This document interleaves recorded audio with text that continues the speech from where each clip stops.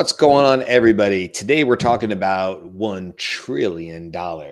That's what Morgan Stanley is saying that the S&P 500 is projected to save by using AI. But there's a lot more to this, as you would imagine. There's just not just that clickbait, article title, but everything else that goes along with it. So in today's show, we're going to be talking about like which industries look to be the most vulnerable for AI-driven disruption. But even breaking that down and talking about agentic workflows versus something that would be like truly embodied AI, aka humanoid or other types of robots that are replacing current human work, like we're seeing in, our Amazon warehouses and things like that. So we're going to look at the sectors that don't currently run lean on labor, where both fully agentic processes and the workflows can, reshape not structures, cost structures, productivity, as well as jobs. And the really big question is, if AI rewrites industry economics, who stands to gain,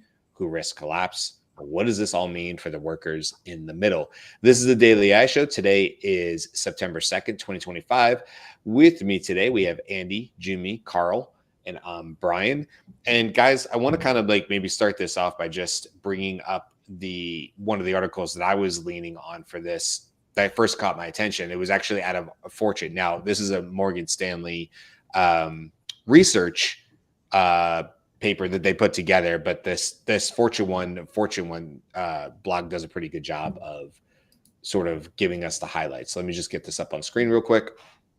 Let's look at a few things. So right off the bat, like we were saying, they're saying AI revolution could cut nearly $1 trillion a year out of the S&P 500 budgets. Morgan Stanley says largely from agents and robots doing human jobs. And then if we get into this article a little bit more, not only do they sort of set it up here, but if we go down, they're talking about like who they were having access to, and they could only really get reliable data for 90% of the S&P 500. So sort of pointing out that they didn't have the total S&P, but that they felt this was relevant. Says the projected savings equate to roughly 28% of the index's 2026 pre-tax earnings. And then they're talking about the $920 billion figure represents 41% of the total S&P 500 compensation expense. They add, and then they were talking about how it was only on the 90%. And what I wanted to do is get down and really have more of a conversation about this part, which is like the sectors most exposed. And this Fortune article says not all industries will feel the effects equally. As you can see from the chart below, which we'll show you guys here in a second to talk about, consumer staples, distribution and retail, real estate management, and transportation are among the most exposed sectors, with potential AI-driven productivity benefits exceeding 100% of forecast 2026 earnings. Healthcare equipment and services, autos, and professional services also face major disruption and opportunity. By contrast, industries that already run lean on labor relative to earnings, such as semiconductors and hardware, show comparatively lower AI value potential.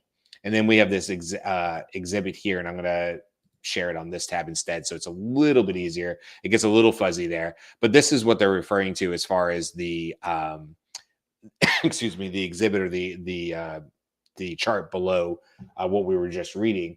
And if you were to look down, and if you were listening to us, it's totally fine. But if you look down towards the bottom of this chart, they're really talking about, again, like they have real estate here, consumer staples, transportation, healthcare, automotive, consumer services, capital goods. All of them are towards the bottom of this chart, which also means there are areas that might be impacted more. And as they were mentioning, areas like semiconductors and semiconductor equipment or technology hardware and equipment, financial services, they see those as running a little bit more lean as far as their labor. And so if that's the case, there's probably less for AI to come in and perhaps make an impact on. And then also in the article, as I was saying in the top of the show, they also break out between agentic workflows, our typical AI automations that we have today, but also areas where, embodied AI or AI in robots that are doing various things. They do not have to be humanoid. They don't have to look like us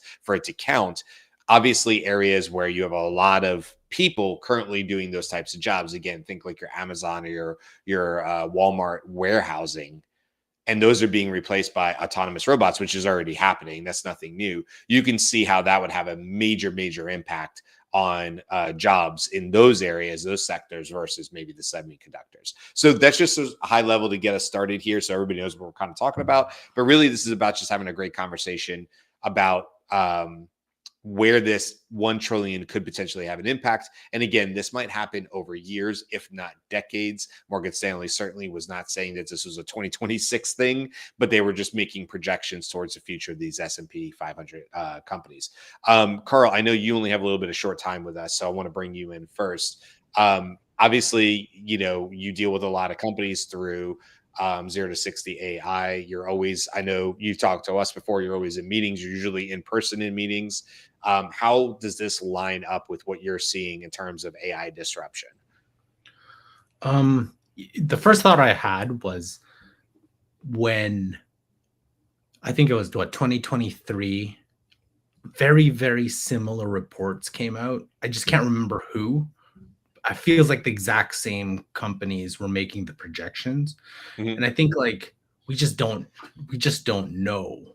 I think the only thing though, in terms of whether money is in or money is out, is I still have a kind of pessimistic view of people who, or businesses just even adopting AI.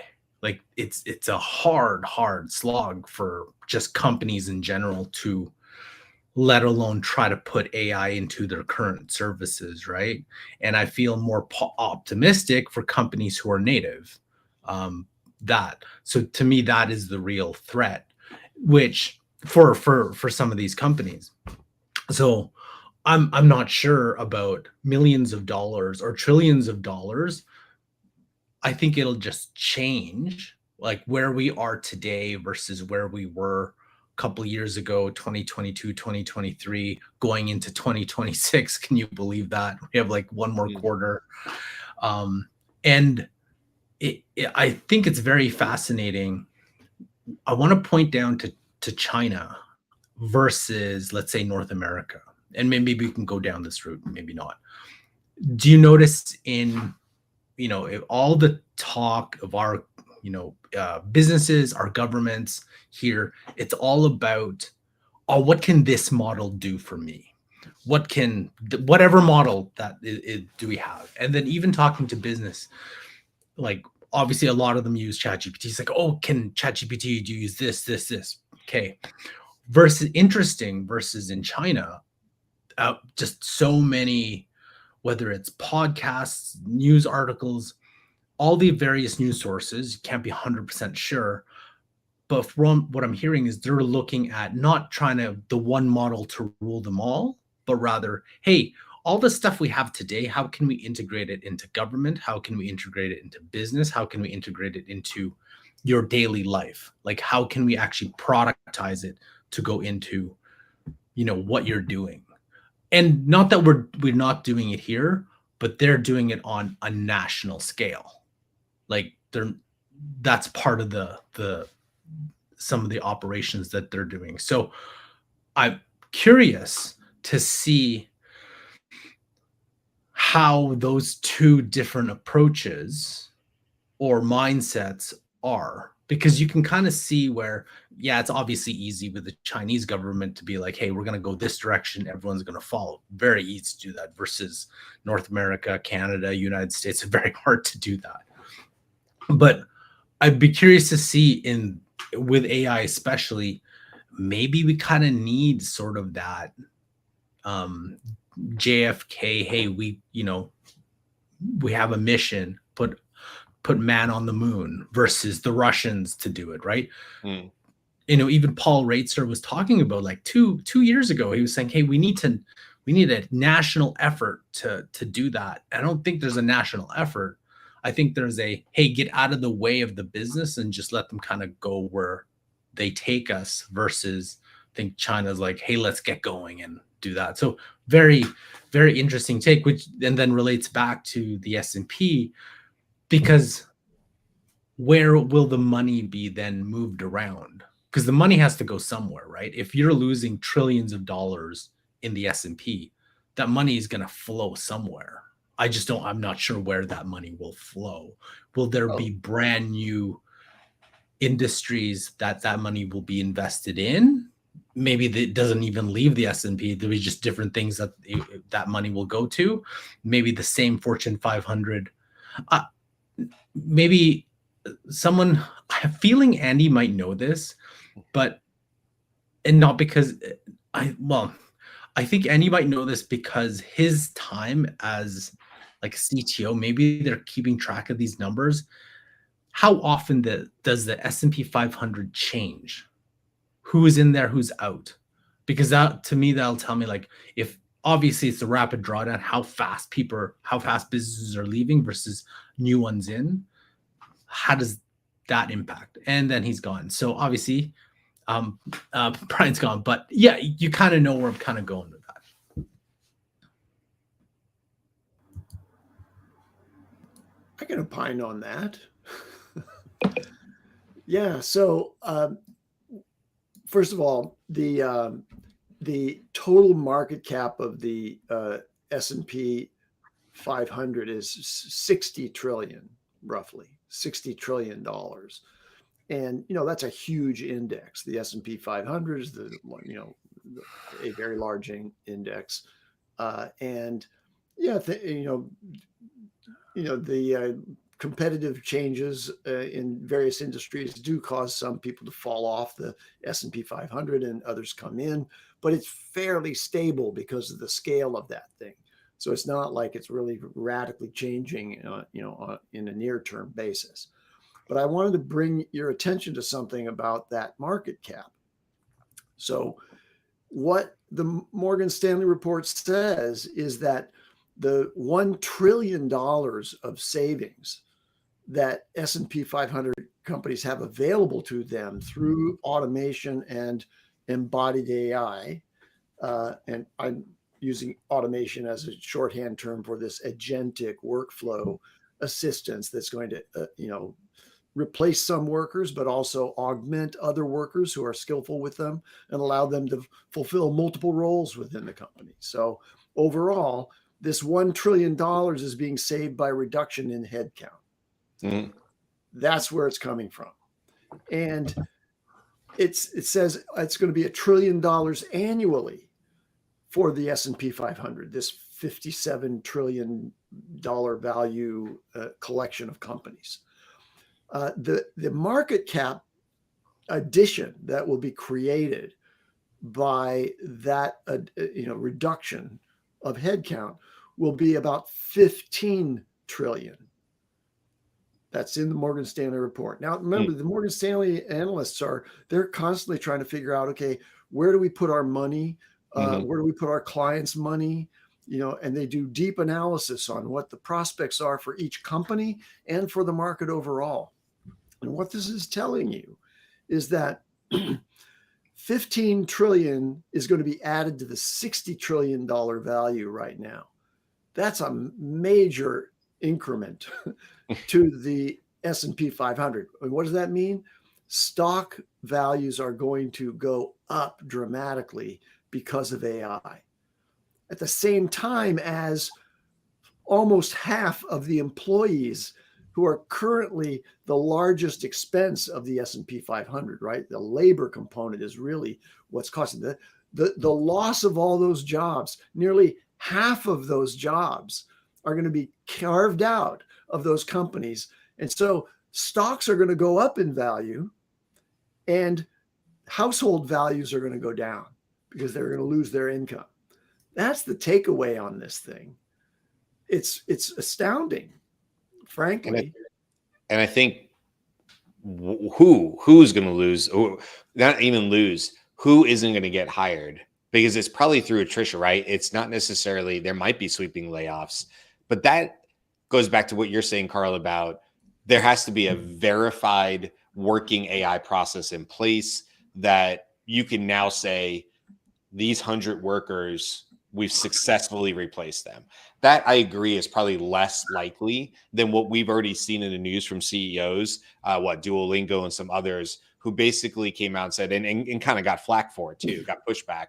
But the gist was, if you want to hire somebody new, or in a lot of cases, replace somebody who left through natural means, like they just left the company, you have to prove that that job cannot be done through AI. In other words, you have to prove the need for the human in the loop.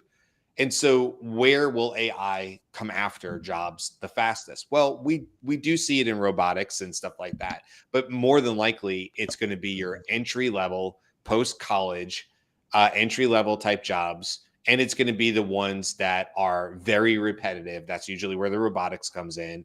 Also, areas where it's highly dangerous. And so companies not only have payroll, they have things like OJIs, on the job injuries, that they have to deal with. I mean, you can imagine, even if you were in a somewhat safe environment, but you're around these massive towers of product that you would see when we look on like CNBC and we see like what's inside a Amazon shipping center. It's obvious that that could be an area that could be high potential for injury, but also just repetitive things like people with carpal tunnel and things like that would stop them from working. They would have to get rehab for. And so obviously that gets replaced by the AI embodied, AI type solutions. But that's just robotics. That's more than likely not going to touch as many people's lives and jobs as the other side, which is what we tend to talk more about, is more the generative AI side of it, which is, hey, can AI take this part of your job, or this part of your task, your daily task, off your plate? I am currently working with a client right now who is, one person is leaving the company and they've said, we don't think we're going to replace that person. And I'm actively working with them as part of that solution. Call it whatever you want. I'm working with the company because there's probably a potential that they don't necessarily need to replace that role. So I think that's what stands out to me, Andy, more than anything else, is like, not just that companies will see record profits because their headcount will be lower and they'll just be, for lack of a better term, much, much more efficient at producing the same amount of goods and services for a much leaner budget. But also, it's not most likely going to be the CEO. It's not going to be the directors, the VPs, the senior managers. That's probably not where you're going to see AI touch. Not to say that it won't over the next decades. It certainly will, as AI encroaches on span of control. There's a lot of areas where right now it does not make sense. Your typical in firefighting, it was always 5 to 8 people, I believe, or 3 to 8 people was your typical span of control. And I found that to be a similar number through business and industry and stuff. That typically you don't want one person having more of a span of control over 3 to 5 to 8, depending on what the role is. Well, that's true too in sales to the most case. You have AEs that are looking out over regular sales reps, right? Well, we're already seeing that now AI is making it possible for the AE to oversee 20, 30 sales reps, maybe more in the future. I don't know. Maybe they only need one manager in the future in sales that can effectively manage and take care of 100 reps. I don't know. Maybe that's stressing it too far. But that's where you'll start to see it, I think, come in at those other levels. But for the next several years, I think it's going to be attrition. I think it's going to be those jobs just simply do not get put back up on the job boards. They don't go on the LinkedIn jobs. They just aren't on Upwork. They're not there anymore. And then you go, well, what are your recent grads, your folks that are, trying to cover 2 jobs? What are they supposed to do if those jobs aren't being replaced? And also if on their robotics side of it. Yeah. So attrition is a reduction in force, right? You're going to reduce the total headcount through attrition. It just means you're going to wait until you can eliminate jobs, on a sort of a torturously slow basis, when it suits you. But that's happening. Also, alongside that, there are mass layoffs that are attributed to AI, like Oracle, serious, workforce reductions, just laying off thousands of people. Dropbox, Block, LinkedIn. CNN. CNN announced job cuts. I think Salesforce, just in the past 10 days or so, announced major layoffs. The tech sector overall has tens of thousands of jobs have been laid off from multiple small companies, and largely for entry-level roles, right? They're not just stopping hiring entry-level positions. They're getting rid of those positions and allowing certain levels of automation to replace the work that was being done by those people in the junior positions. So you're right that it's not going to be the CEO or the director level people. It's going to be the people who are trying to work their way up that ladder carefully. And, you know, there's prohibitions like the Shopify one where you can't hire somebody, no additional hiring until and unless you've proven that AI can't do that job. So overall, about, well, the Morgan Stanley prediction is 41% of the headcount basically is going to be reduced in the S&P 500. And that's going to hit earliest and hardest for the junior level people trying to enter into the marketplace. There's just not going to be beds for them in those companies. And that's really disturbing generationally. The people who are graduating from college right now or who just did and who are starting college right now, the prospects they have for satisfying entry-level positions, not so good. Jimmy, your thoughts? I pretty much align with what Andy's laid out in terms of what we're actually going to see, and it's a little sobering because the way that and speed that we've commented over and over in which AI progresses and moves means that everything that it touches is going to be hit with that same speed. So the recovery factor, new jobs will be created to fill the old ones. That concept, I think, might be a little short-sighted in terms of what kinds of actual jobs that will be created. I mean, I've heard maybe a handful, but if your goal as a company is to reduce force to increase your profit margin, then you're not looking at redistribution of that force. You're not looking at replacement of that force. You may have people that are gaining enough skill to where they take their a small percentage of that, for whether it be you become an AI wrangler or a management of AI context or the updates to update it or maintain it kind of thing. But that's still going to be a small percentage of what the massive change is going to be. So I think what we need to do is we need to take a look at what the opportunities are here, since we're seeing this wave, right? We can see the tsunami coming. We have to take some definitive action. Unfortunately, you don't deal with a tsunami by trying to build a wall to stop the tsunami. You got to get out. You got to leave the valley. You got to get up to the mountains, or you just got to get out of the way of the tsunami. So what can we do to move around or over or through that tsunami or that wave of massive exposure and change? And so one of the things that were floated was this idea of not just upskilling, right? I'm sure that'll mitigate a little bit of it, but a re-evaluation and approach to labor and just the job market as a whole, and what kind of jobs that we need and what we'll be focusing on. Some have said that some of the sectors that'll be less affected or affected slower will be the things where you need highly skilled physical labor and trades and things like that. And to a certain point, I do believe that, but with embodied AI, that's going to become less and less and less, right? I think one of the opportunities here, though, and show is the concept of your process cycles, right? And in this case, labor. Okay.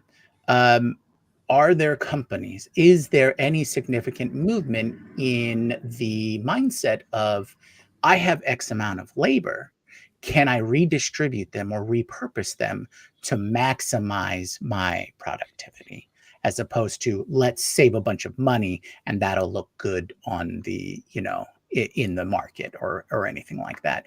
Will that be a longer term gain for me? Do I now have a labor force that I can train to gain me the productivity that I'm really looking for? And of course, providing additional skill set or providing additional avenues for that labor, as opposed to just cutting them off and chucking them out into the street. So I think I guess a great way to conceptualize this is the news industry or information, right? News has been around forever. These large institutions are seeing some really big impacts from AI. There's lots of lawsuits going back and forth and things like that. But the foundational AI companies need more information. And it's humans that create the information, the actions that we do, every breath we take, every step we take, that kind of thing is generating more information. And AI, foundation AI companies always want more data, more information. So why isn't there a path for new journalists, new news organizations that are supported or patronized by these foundational AI companies, right? Why isn't there a multiple process cycle in which to bring people into the overall process? Now, this idea is a little lofty but requires a lot of detail and thought on. But I think having any company that sees this wave and everyone who's part of this wave is just all moving along with each other, there might be an opportunity for those who surf the wave, for those who crest the wave, in the sense that if you're not going with the flow, there is a good chance that you can see some sort of value or win out of trying to take a different tack or a different mindset. And I think that might be an interesting opportunity to explore. Is we already see this kind of report coming from Morgan Stanley presents, hey, look at all of these sectors. We think this is what's going to happen. And like Andy said, the biggest change is going to be in headcount. That's what's going to get hit 100% of the time there. That's what they see as their biggest win. So let's look at the situation as with a different mindset, and perhaps we'll see even greater long-term roles, long-term changes, and a long-term value for both the labor side as well as management and C-suite and stuff like that. Yeah, there will be opportunities for people, and I want to describe a strategy that you can take right now inside your company if you're buying into the premise that over the course of the next several years there will end up being fewer people than there are right now in your company. And you want to know, how do I become one of the people who takes on broader responsibility at a higher level of sort of executive function, where I'm using AI assistants to, replace the people who had to go because they didn't have the skills to do what I'm doing. And that gets down to the whole question of how do you advance your personal practice inside a company of accelerating and enhancing your skill and your span of control, let's call it, using AI, so that you are the one that the company says, wait, Joe, we can't let Joe go because Joe is, picked up when Sally left, picked that up, and he's handling that too. And I think he can do more because he's got a crew of agents working for him that are doing this.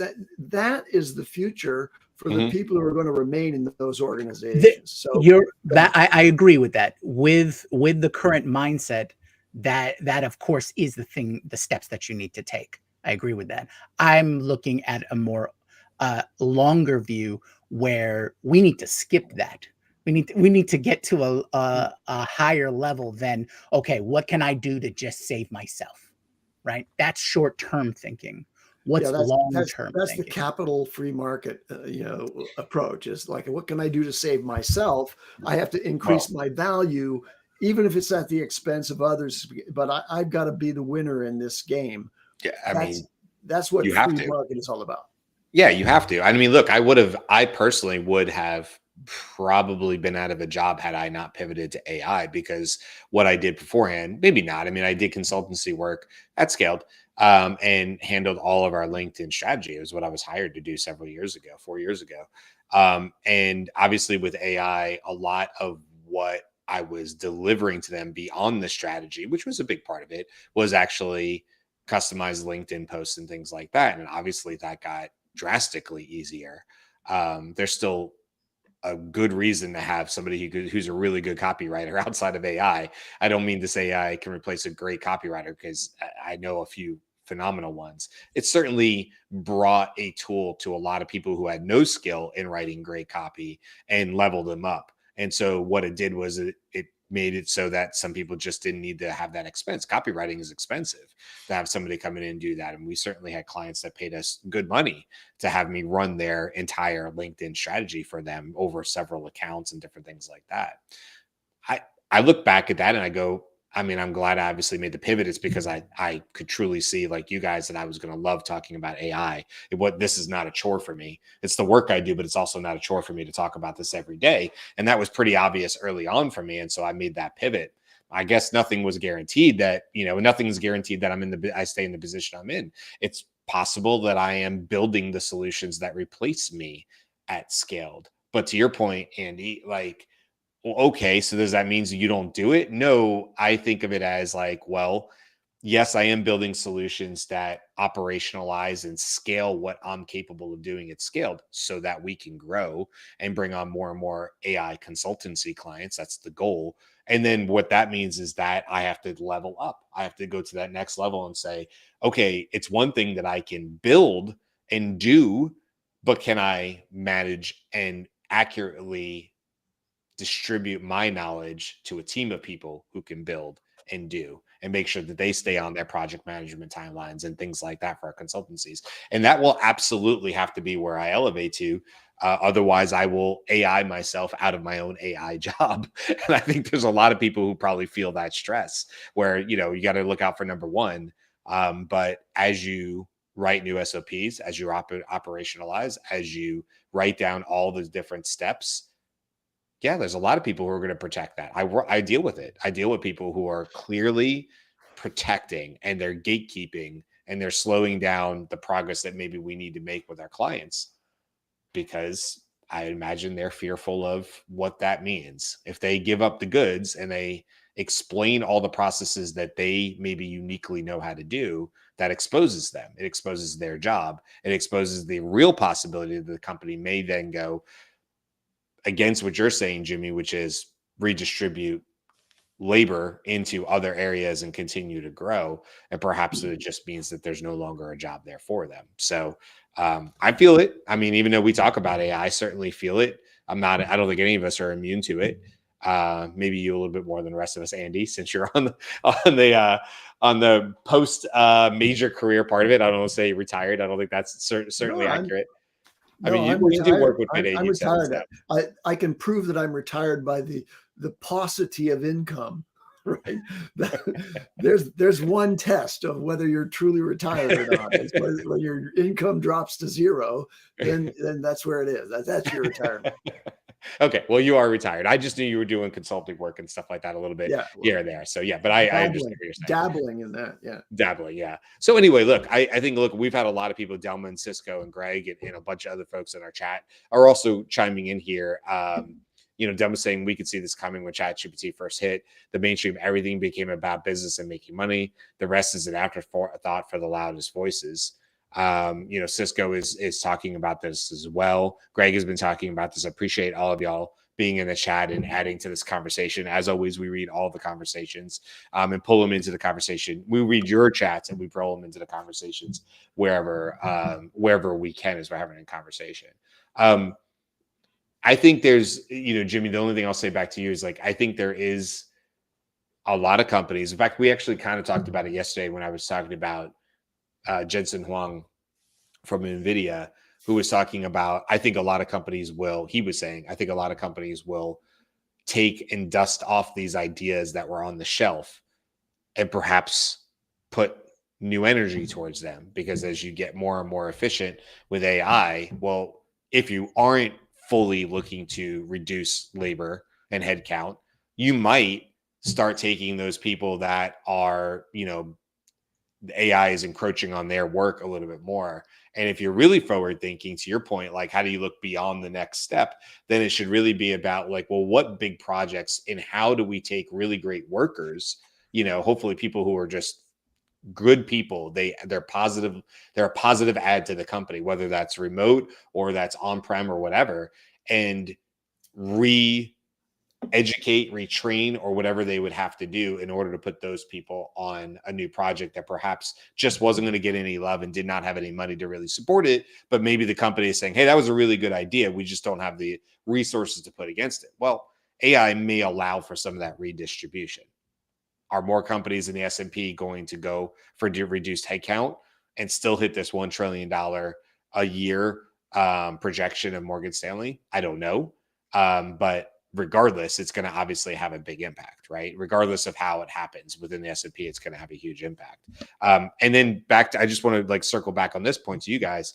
On Thursday, we're going to talk a little bit more about AI literacy and education, but it's really more, that show is more about how AI literacy is becoming a battleground, and the companies that are getting embedded with AI literacy and AI tools for education are going to kind of rule the future the way Microsoft and Apple did with their early PCs and things like that. That's Thursday's conversation. But I bring that up to say this does this does still resonate with education. Andy, you said it earlier.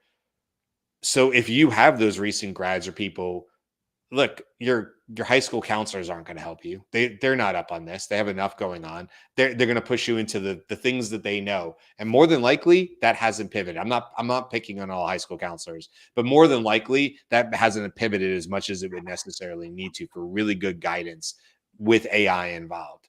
And so now, I mean, I always talk about my daughter who's 4 years out from college. Do I look at a list like this? When I say list, I'm looking at this chart. Do I start talking to my daughter more about, financial services or energy or banks or insurance? Some of these S&P sectors that are higher up this chart that are more efficient, run leaner with their headcount because they may be less impacted. Obviously, it would have to be something my daughter was into, but does she need to have this knowledge? Because she has to know, just because you want to do that work doesn't necessarily mean that's where the investment in education should go. Because if we're just projecting out a couple of years, we think this particular sector is going to get hit hard, and you don't want to be sitting on a 4-year degree that's really kind of worthless because you can't get an entry-level job to get the experience to then move up the chain, because that's been wiped out by AI. So just curious, before we sort of wrap up today's conversation, what's your guys' advice or thoughts on that for anybody that's in that? I don't know, Andy, you said like high school, I would say, to college to recent grad. Like, where do you sort of adjust for this to try to protect your future?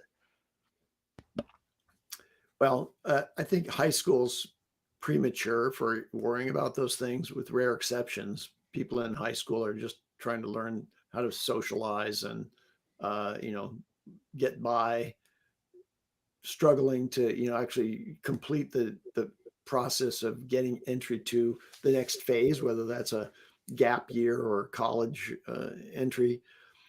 And you would really have to develop at or about that time, I think, an interest in technology that goes beyond the social motives of using technology. So not social media, right?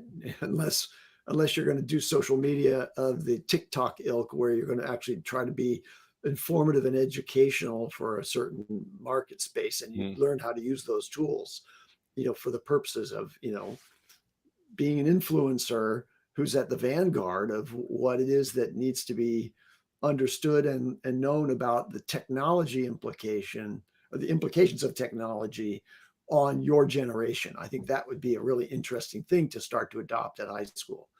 But once you get into the college years, I'm not sure what college is going to look like.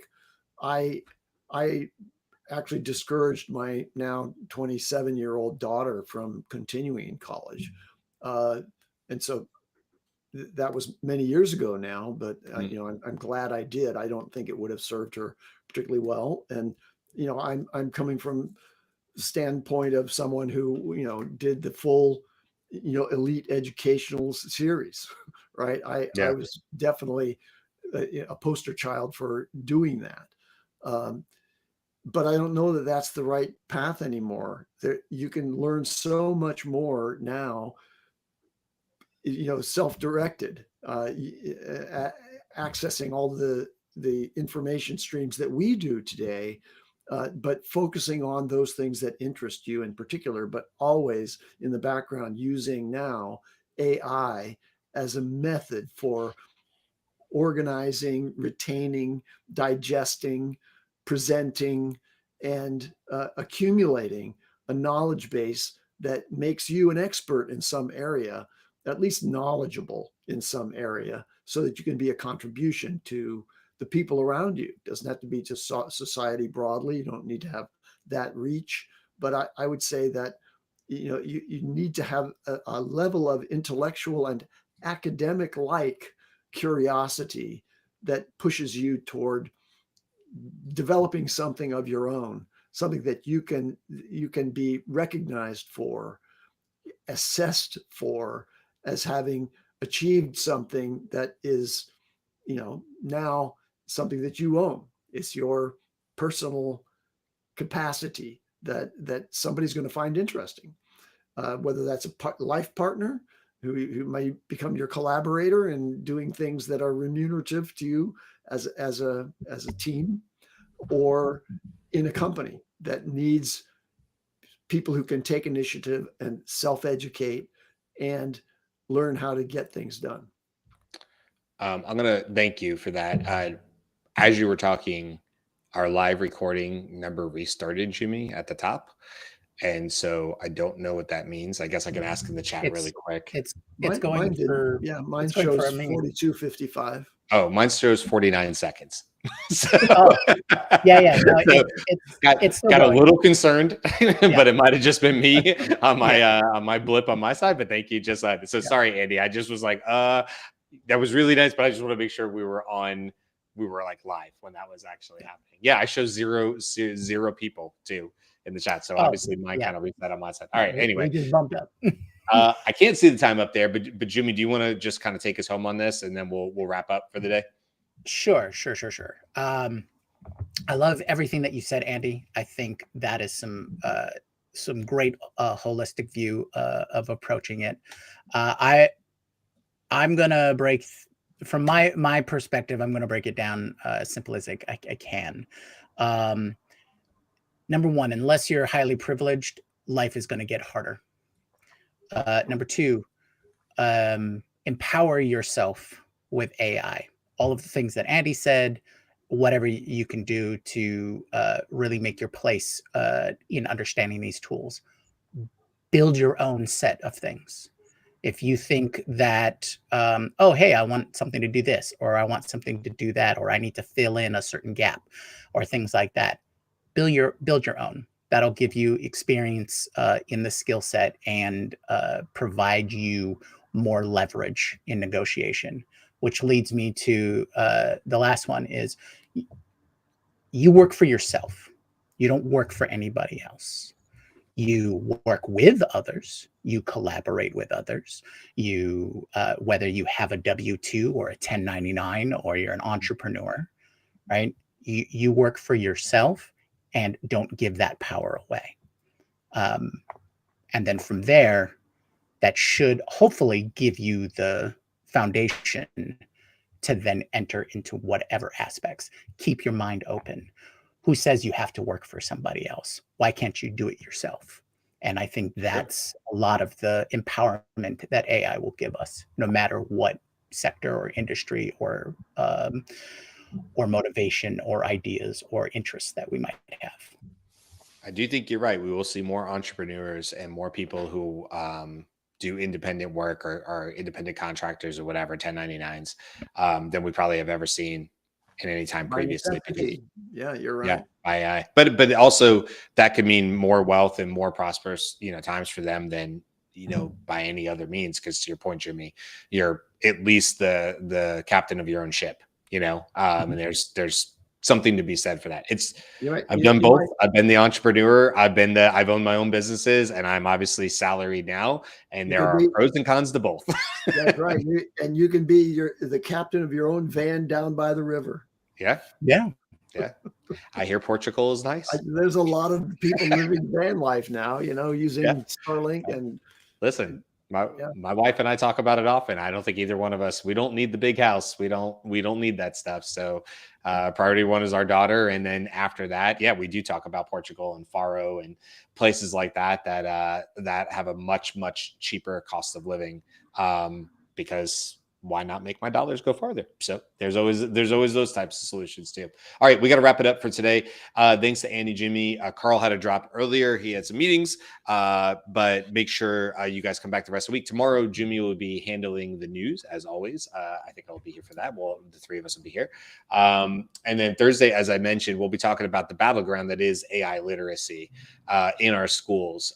Again, not so much about AI and how it's impacting education from that side. It's really about the businesses that are licking their chops and saying, ooh, if we build the new Apple IIe and we can get that into all classrooms, well, that's kind of like giving a kid a Happy Meal. You make them a McDonald's fan for life, right? So like they're trying to get in early, because we could talk about all that on Thursday about what that means when it comes to memory and long-term memory and AI for students. Yeah, that'll be Thursday's conversation. Friday will be our sort of like recap show. It's always our, sort of open-ended conversation, whatever kind of floats the boat that day. That's what we'll handle on Friday. It's always a fun show. So with that, we'll wrap it for today. Have a wonderful day, and we will see you guys tomorrow. Aloha.